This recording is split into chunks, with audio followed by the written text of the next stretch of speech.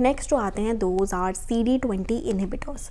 CD20 एक protein है, cell surface antigen है ये, और ये एक्सप्रेस होता है सारे के सारे बी सेल्स में, और ये 90% नियोप्लाज्म्स में हमें दिखता है CD20।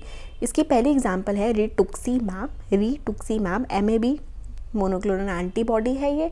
और क्यों हमने एंटीबॉडी क्यों चूज़ किया, हमने बोला ना यहाँ पे एंटीजन है तो एंटीजन के खिलाफ हम एंटीबॉडी बनाएंगे। तो और रिटुक्सी XI बोल दिया, XI का हमने क्या पढ़ा था कि इट इज़ काइमेरिक मतलब कि वो 65% जो है वो माइस से बना है, बाकी का ह्यूमन।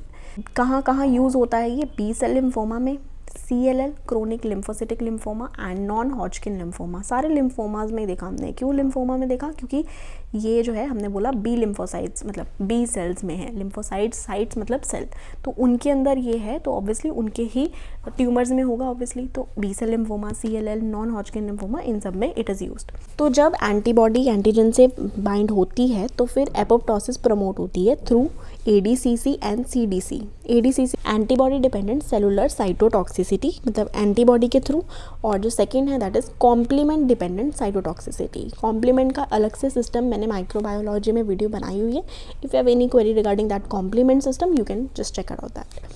ADR जो है इसका दैट इज इन्फ्यूजन रिएक्शन।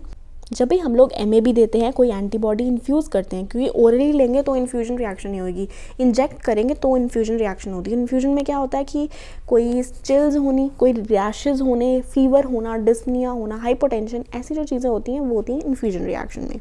अगर सिवियर फॉर्म आ जाए तो सिवियर स्किन रिएक्शंस भी हो सकती हैं।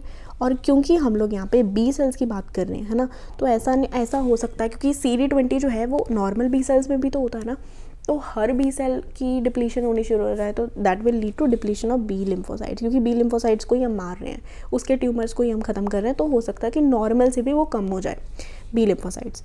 रेजिस्टेंस कैसे हमारी बॉडी प्रोवाइड करती है रिटुक्सीमैब को, डाउन रेगुलेशन ऑफ CD20 ही बदल जाए या फिर उसकी डाउन रेगुलेशन हो जाए तो हम कैसे पहचानेंगे, रिटुक्सीमैब कैसे पहचानेगा बताइए। और ADCC इम्पेयर्ड है हमारे अंदर का, हमारी बॉडी में जो एक सिस्टम है एंटीजन एंटीबॉडी सिस्टम, जब मिलेंगे तो फिर जो साइटोटॉक्सिसिटी से सेल्स मरेंगे वही सिस्टम ख़राब है जी।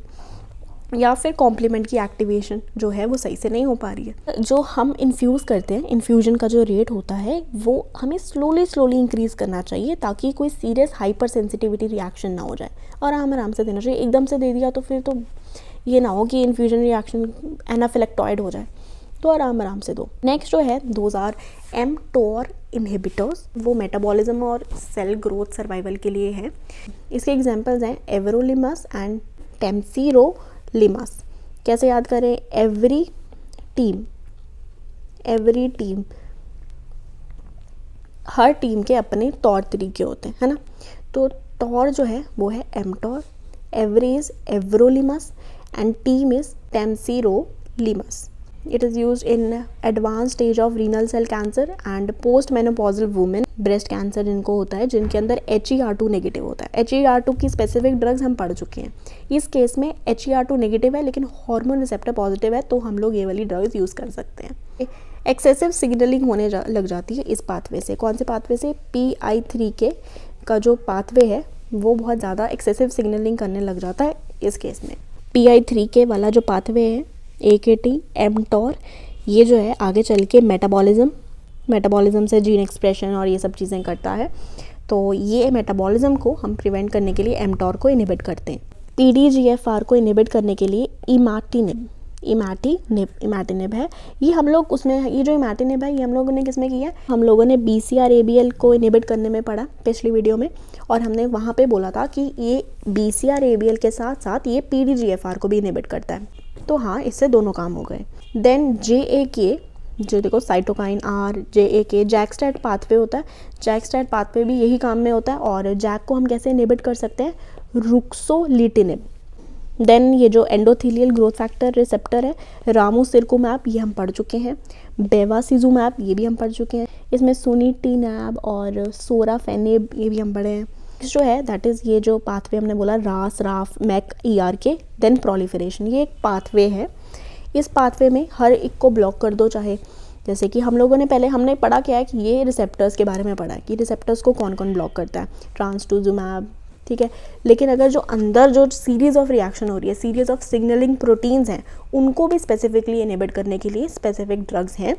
उसमें से राफ के लिए जो है that is vemurafenib and dabrafenib. Vemura and dabra, देखो आफ एफ है ना, तो आफ यहाँ पे भी आफ और यहाँ पे भी आफ, एफ एफ दोनों में है यहाँ पे। डाबराफेनिब, वेमुराफेनिब। मैक को इनहिबिट करने के लिए कौन है? Cobimetinib, cobimetinib. Then come cyclin.